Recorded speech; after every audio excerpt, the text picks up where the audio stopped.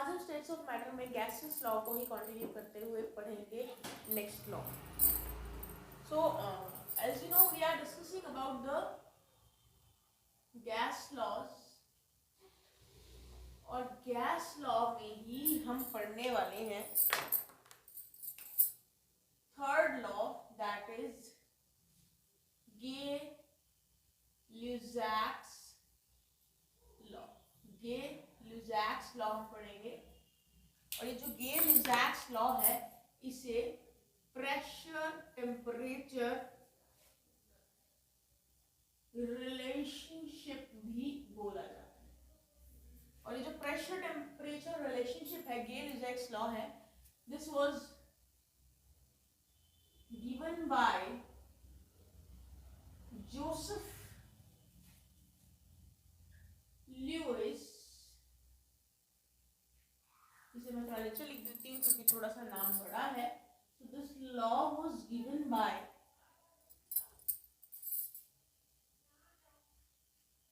Joseph Louis Gay-Lussac और उन्होंने ये लॉ दिया था 1802. अब ये लॉ क्या कहता है वो डिस्कस करते हैं हम. क्योंकि प्रेशर टेम्परेचर रिलेशनशिप है तो इसी के अकॉर्डिंगली इसकी स्टेटमेंट होगी. तो हम कह सकते हैं कि pressure of a given mass of gas held at constant volume is directly proportional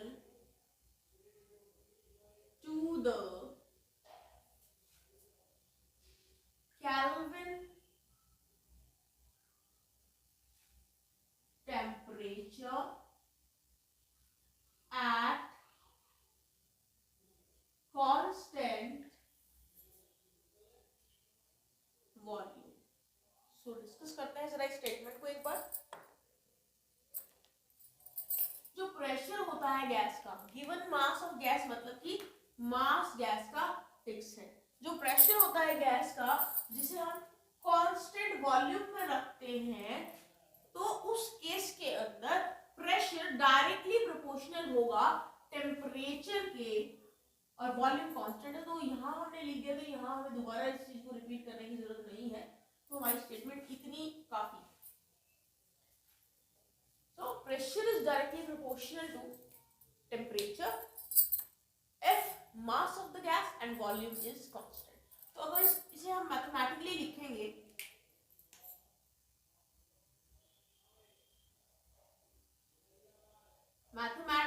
अगर गे-लुसाक लॉ को लिखा जाए तो मैथमेटिकली हम कह सकते हैं कि pressure is directly proportional to temperature.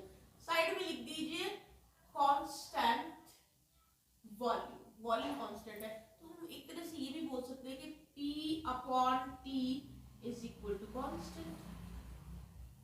इसे भी तो बोल सकते हैं. प्रोपोर्शनैलिटी साइन हटाएंगे तो कांस्टेंट ही आएगा. तो प्रेशर को इधर ले आइए, प्रोपोर्शनैलिटी साइन हटाइए and P by T will be constant. तो अकॉर्डिंगली हम ये भी तो लिख सकते हैं कि P by T is equal to P1 by T1 is equal to P2 by T2 is equal to constant. और कंडीशन याद रखिएगा वॉल्यूम भी कांस्टेंट होनी चाहिए. So this is the Gay Lussac law. अब इसके बाद मैं आपको एक और लॉ कराने वाली हूँ. वो लास्ट लॉ होगा गैसेस लॉ में. फोर्थ लॉ है वो and that law is Avogadro's law.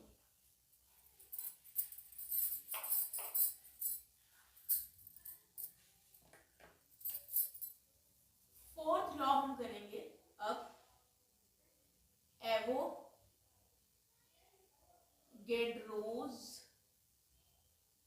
Law. Avogadro law के लिए कोई रिलेशन नहीं है. सिंपली हम कह सकते हैं दिस लॉ वाज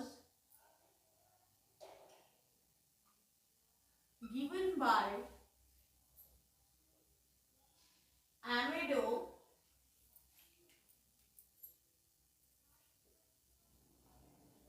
एवोगैड्रो, और उन्होंने कब दिया था ये लॉ? ये लॉ एवोगैड्रो ने दिया था 1911 में, उस साल में ये लॉ दिया। अब ये लॉ क्या कहता है, इसकी स्टेटमेंट क्या है वो बता देती हूँ। ये कहता है कि equal volumes of all gases under similar conditions of temperature and pressure. So equal volumes of gases under similar conditions of temperature and pressure contains equal number of molecules. जरा इसे समझते हैं आप क्या है स्टेटमेंट में। हमने अगर इक्वल वॉल्यूम ले ली, अलग अलग गैसेस की इक्वल वॉल्यूम ले ली, हमने कुछ गैस ली और उनके वॉल्यूम को हमने फिक्स रखा, हमने उनकी सिमिलर कंडीशंस रखी, उन सभी को सेम कंडीशंस में रखा, टेम्परेचर और प्रेशर उनका सेम रखा, तो जब हमें पता चला तो उनमें नंबर ऑफ मॉलिक्यूल्स भी इक्वल ही थे। तो हम यहाँ कह सकते हैं, एक फैक्ट मैं आपको बताती हूँ, यहाँ पर फैक्ट है कि 22.4 litre of any gas at standard temperature and pressure, मतलब 273 Kelvin temperature and 760 mm of Hg pressure contains Avogadro number of, Avogadro number मतलब N naught, contains Avogadro number of molecules. क्या है ये Avogadro number? मतलब कि 6.022 into 10 raised to the power 23 molecules. तो अगर मैं 22.4 लीटर कोई भी गैस लूं और उसका टेम्परेचर और प्रेशर उतना रख दूं, स्टैंडर्ड टेम्परेचर प्रेशर रखूं, तो उसमें एवोगैड्रो नंबर ऑफ मॉलिक्यूल्स होंगे, मतलब कि 6.022 into 10 raised to the power 23 molecules उस गैस में होंगे। कोई भी गैस अगर मैं इस कंडीशन में रखती हूँ, ये आपका एक फैक्ट है। सो इतने मॉलिक्यूल्स होंगे irrespective of the nature of a gas. Gas के नेचर पर डिपेंड नहीं करती ये चीज, गैस का नेचर चाहे कुछ भी हो, ये पॉइंट तो सेटिस्फाई होगा ही होगा। इसका मतलब क्या हुआ?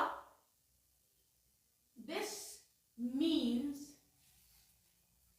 that there is a direct relationship between the volume of a gas and the number of molecules. तो इस फैक्ट से हमें पता चलता है कि एक डायरेक्ट रिलेशनशिप है वॉल्यूम और नंबर ऑफ मॉलिक्यूल्स में, ये एक दूसरे के ऊपर डायरेक्टली डिपेंड करते हैं। तो इस हिसाब से, इस फैक्ट के, इस पॉइंट के हिसाब से हम कह सकते हैं 10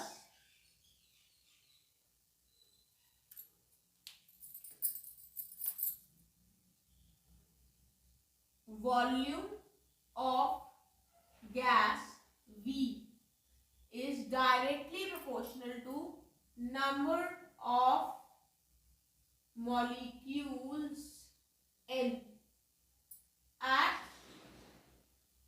constant temperature and pressure. तो ये बात हम कह सकते हैं इसके अकॉर्डिंग। लेकिन आपको बता दूं, कह तो दिया है कि V is directly proportional to N, volume is directly proportional to number of molecules at constant temperature and pressure, but here I can say that but the number of moles, जो number of moles होते हैं उसे कहाँ भूल रहे हैं हम, जो number of moles होते हैं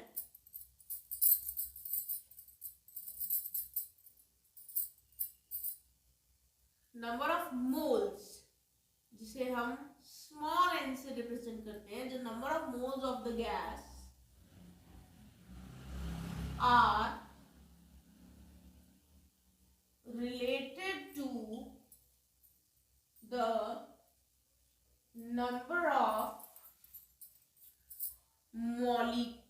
मॉलिक्यूल्स एज, ये फॉर्मूला एक मैं यहाँ पे बताने वाली हूँ आपको, जिसमें नंबर ऑफ मोल्स और मॉलिक्यूल्स को रिलेट किया गया है। वो फॉर्मूला है n is equal to n upon n naught, मतलब कि number of moles is equal to number of molecules divided by Avogadro number of molecules. और ये फॉर्मूला नया नहीं है, ये फॉर्मूला आपने क्लास 9th में भी यूज किया है न्यूमेरिकल सॉल्व करने में। तो ये फॉर्मूला जो है, इसमें जो नीचे वाली टर्म है n नॉट, वो एक कांस्टेंट है, ये कांस्टेंट है n not.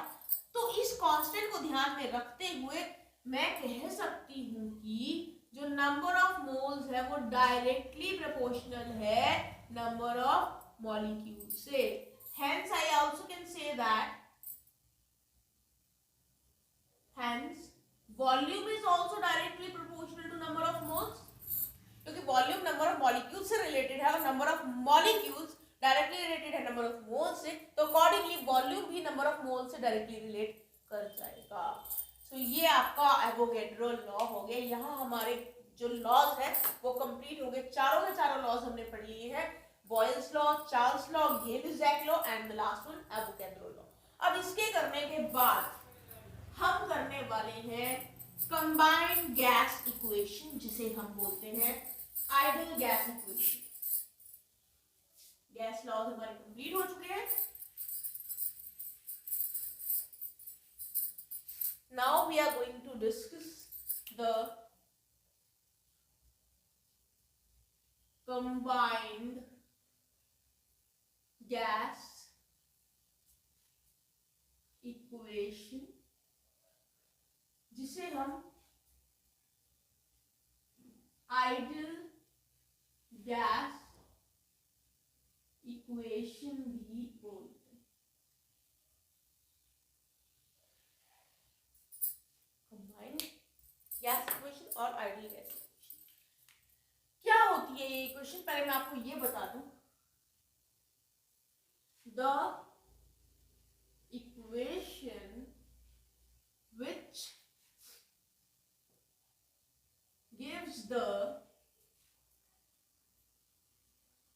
simultaneous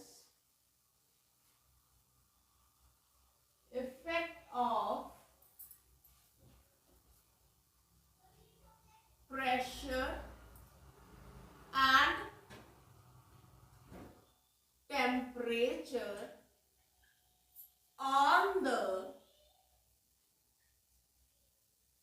volume of a gas is called ideal gas equation or combined gas equation। तो जरा देखिए इसे क्या कहती है इक्वेशन। ये जो कंबाइंड गैस इक्वेशन या आइडियल गैस इक्वेशन है, जो अभी हम डिस्कस करेंगे मैथमेटिकली, ये इक्वेशन देती है साइमल्टेनियस इफेक्ट। प्रेशर का क्या इफेक्ट है, टेम्परेचर का क्या इफेक्ट है गैस की वॉल्यूम पे, वो इफेक्ट जो है वो आइडियल गैस इक्वेशन या कंबाइंड गैस इक्वेशन आपको बताएगी। तो अब हम करने वाले हैं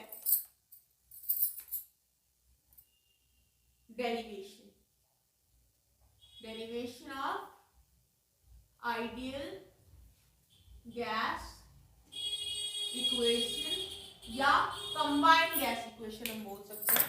तो डेरिवेशन करने के लिए हम यहाँ पे वो लॉज लेंगे जो वॉल्यूम, क्योंकि हमें वॉल्यूम को देखना है, तो वॉल्यूम से किस तरह से टेम्परेचर या प्रेशर या कोई भी चीज रिलेटेड है, तो वो गैस लेंगे जहां पे वॉल्यूम से वो रिलेटेड है। सबसे पहले हम लेंगे according to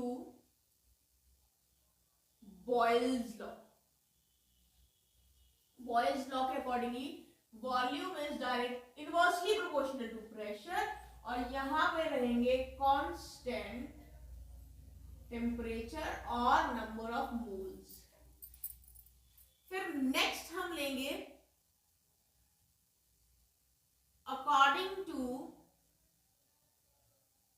Charles law. Charles law के accordingly volume is directly proportional to temperature, और यहां पे कांस्टेंट है आपके प्रेशर और नंबर ऑफ मोल्स। फिर लेंगे हम next law according to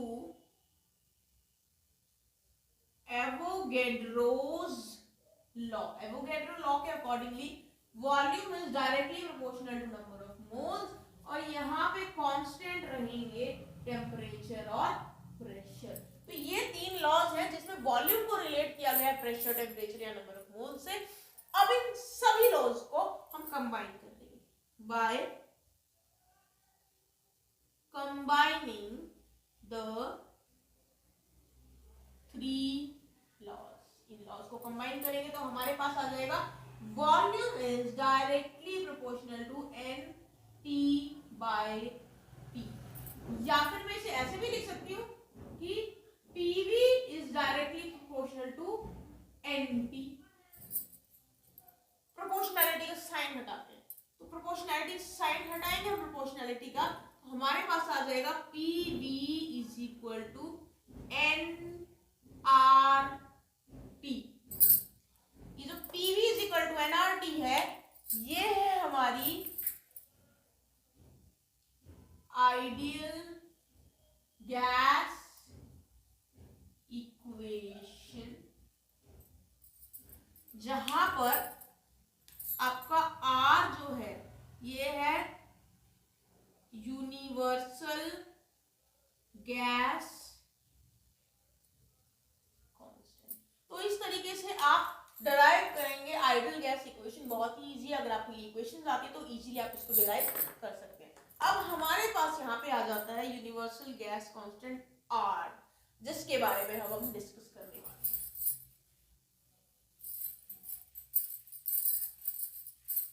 universal gas constant R के बारे में डिस्कस करेंगे हम।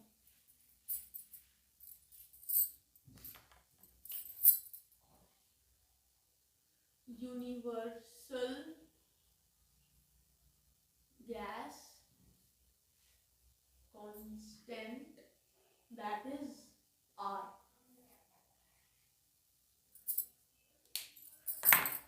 तो ये जो यूनिवर्सल गैस कांस्टेंट है, इसे निकालने के लिए फॉर्मूला है R is equal to PV upon NP। ये फॉर्मूला है जिससे हम यूनिवर्सल गैस कांस्टेंट को डिराइव कर सकते हैं। तो उसके बारे में हमें ज्यादा डिस्कस करने की जरूरत नहीं, अभी आइडियल गैस इक्वेशन पढ़ी है। तो अब हम जो करने वाले हैं वो है यूनिट्स ऑफ R। जो यूनिट है R की, ये किस पे डिपेंड करती है? Depends upon the units of pressure, temperature and volume. इनकी यूनिट्स पे डिपेंड करती है यूनिट ऑफ R। एंड उसी के अकॉर्डिंगली अब हम करने वाले हैं कुछ डिराइव करेंगे, R की वैल्यू डिटरमाइन करेंगे अलग अलग P की units, P temperature, P T और V के अकॉर्डिंगली। तो सबसे पहले हम पढ़ेंगे, सबसे पहले अगर प्रेशर हमारा एटमॉस्फेयर में है, प्रेशर की यूनिट्स एटमॉस्फेयर है, वॉल्यूम की यूनिट्स लीटर है, तो at standard temperature and pressure मतलब कि 273 केल्विन टेम्परेचर पे और 1 एटमॉस्फेयर प्रेशर पे हम कह सकते हैं 1 mole of gas, 1 mole of gas, it occupy 22.4 litre volume. ये मैंने आपको पॉइंट पहले भी बताया था। तो उसके अकॉर्डिंगली अगर हम R की वैल्यू निकालें, देयरफॉर R जो फॉर्मूला है PV अपॉन में NT, इसमें इन सभी की वैल्यूज पुट करेंगे।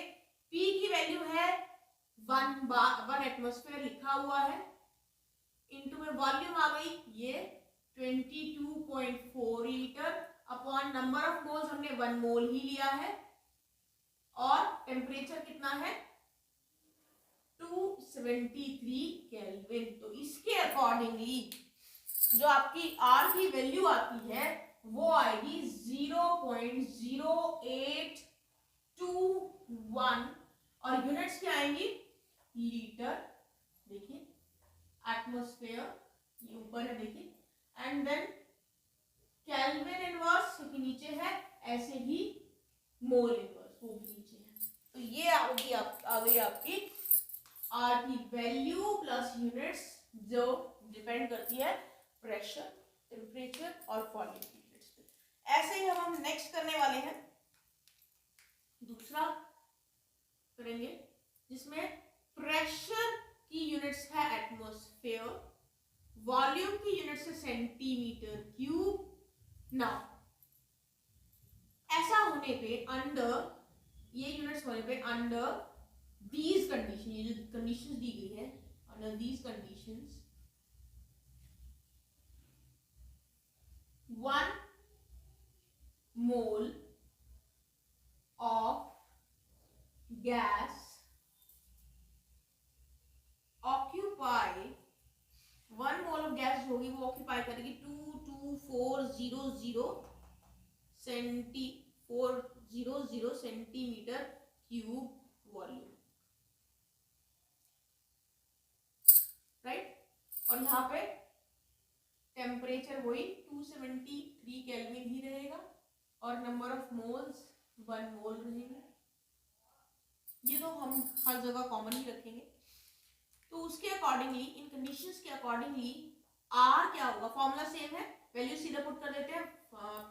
प्रेशर की जगह आ जाएगा 1 एटमॉस्फेयर, वॉल्यूम आ जाएगी ये 22400 सेंटीमीटर क्यूब है, अपॉन 1 मोल ही रहेगा, इंटू 273 केल्विन ही रहेगा। और इसके अकॉर्डिंगली जो वैल्यू आएगी R की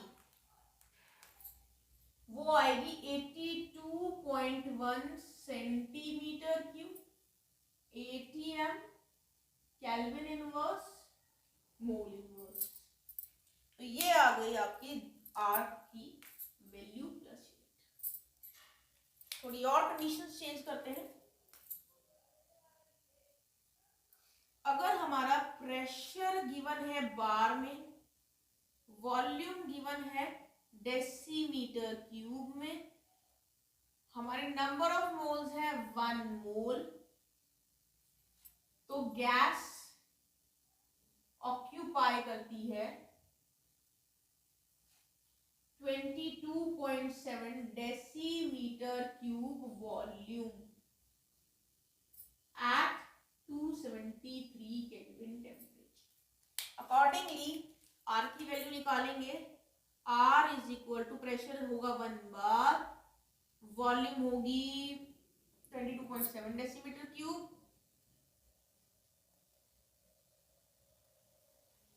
N की वैल्यू हो गई 1 मोल, इनटू आपका टेम्परेचर हो गया 273 केल्विन। तो उस हिसाब से अगर इसको हम सॉल्व करते हैं तो हमारी वैल्यू आएगी R की लगभग 0.083 bar decimetre cube kelvin inverse mole inverse.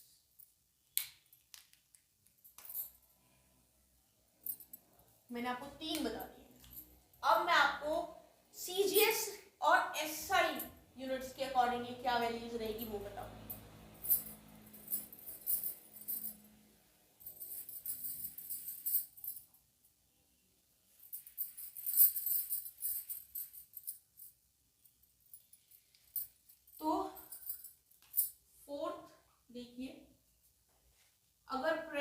Given है डाइन्स में, dance per centimetre square, volume given है सेंटीमीटर क्यूब में, तो प्रेशर जो होगा, pressure will be 76 centimetre of H G, जिसे हम डाइन्स पर सेंटीमीटर क्यूब में कन्वर्ट करेंगे तो 76 इंटू 13.6 इंटू 981 से इसको मल्टीप्लाई करेंगे तो ये आ जाएगा हमारा डाइन्स पर सेंटीमीटर स्क्वायर के अंदर आ जाएगा आपका।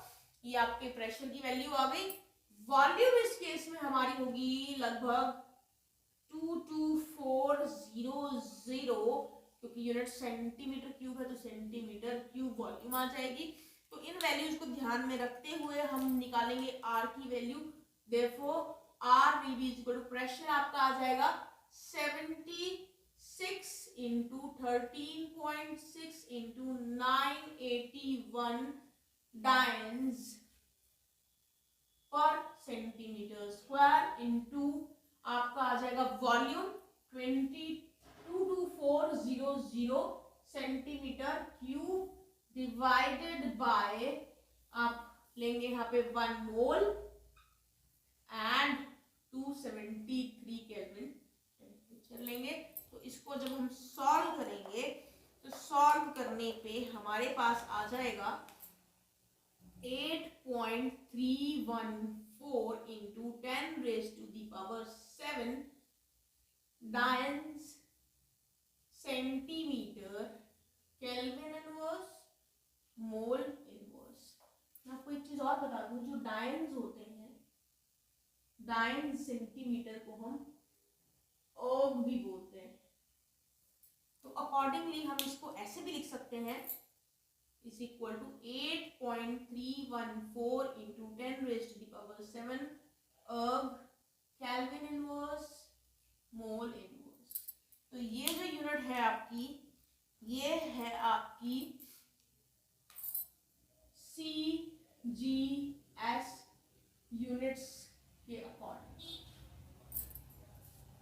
अब जैसे कि मैंने आपको कहा था, अब हम SI यूनिट के अकॉर्डिंगली करेंगे। तो fifth one will be according to the SI unit. तो फिफ्थ जो होगा उसमें प्रेशर की यूनिट्स होगी न्यूटन पर मीटर स्क्वायर, वॉल्यूम की यूनिट्स होंगी मीटर क्यूब। तो उसके अकॉर्डिंगली प्रेशर आपका आ जाएगा 101,325 न्यूटन पर मीटर स्क्वायर, और इस केस के अंदर वॉल्यूम हो जाएगी 22.4 into 10 raise to the power -3 metre cube. Number of mole 1 ही है और टेम्परेचर 273 केल्विन ही है। तो अकॉर्डिंगली अगर हम R की वैल्यू निकालते हैं तो R will be equal to, pressure की वैल्यू पुट कर दीजिए 101,325 इंटू वॉल्यूम न्यूटन पर मीटर स्क्वायर इंटू वॉल्यूम की है 22.4 into 10 raise to the power -3 metre cube value आ गई। अपॉन में आ जाएगा 1 मोल इंटू में 273 केल्विन। तो इसे हम सॉल्व करते हैं तो हमारे पास आ जाती है गैस कांस्टेंट की value 8.314 newton metre per kelvin per mole, जिसे हम 8.314 न्यूटन मीटर को हम जूल्स भी बोलते हैं, तो इसको हम लिख सकते हैं जूल्स पर केल्विन पर मोल। तो ये जो यूनिट्स है आपकी, ये है आपकी SI यूनिट्स के अकॉर्डिंगली। सो ये आपकी यूनिवर्सल गैस कांस्टेंट की वैल्यूज मैंने बता दी है, कैसे चेंज होती है with the change in the units of pressure, temperature and